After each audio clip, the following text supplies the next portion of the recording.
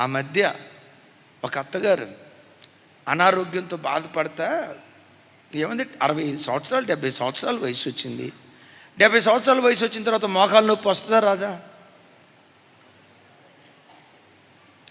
నువ్వు బూస్తే దాగు, హార్లిక్సే దాగు, ఎముకలు సూపే దాగు, ఇంకా దేని సూపైనా దాగుగాక, వృద్ధాప్యంలో వచ్చే బలహీనతలు తప్పకుండా వస్తాయి.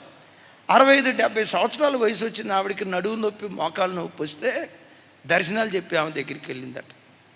అమ్మ, ఈ మధ్య ఎందుకో ఈ మధ్య నాకు విపరీతమైన నడువు నొప్పి, మోకాలు నొప్పి, అడుగు కూడా బయట పెట్టలేకపోతున్నా, నాకు ఏమైపోయిందో అర్థం కాలేదు అని అంటంతో ఈ దర్శనాలు చెప్పి ఆమె కళ్ళు మూసుకొని, నా కుమారి నీకు శాతబడి చేశారా, నువ్వు అది గ్రహించలేకపోయావురా, నీకు శాతబడి చేశారా.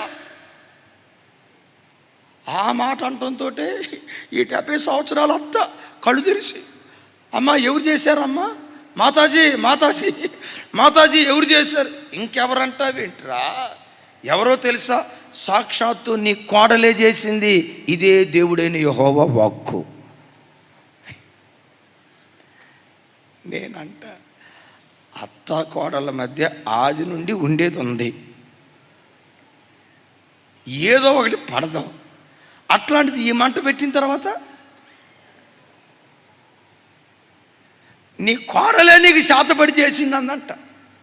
ఇక చూడండి, కోడలే శాతబడి చేసిందన్న మాట అత్తిన్న తర్వాత వాళ్ళైతే సమాధాన పడేది ఎప్పుడు సమాధాన పడతారో తెలుసా? ప్రాణం పోకన్నా జరగాల, దేవుని రాకడన్నా జరగాల. అప్పటి వరకు ఇక జరుగుతూనే ఉంటుంది. చూడండి, కొంతమంది ఇట్లా మంట పెడతారు.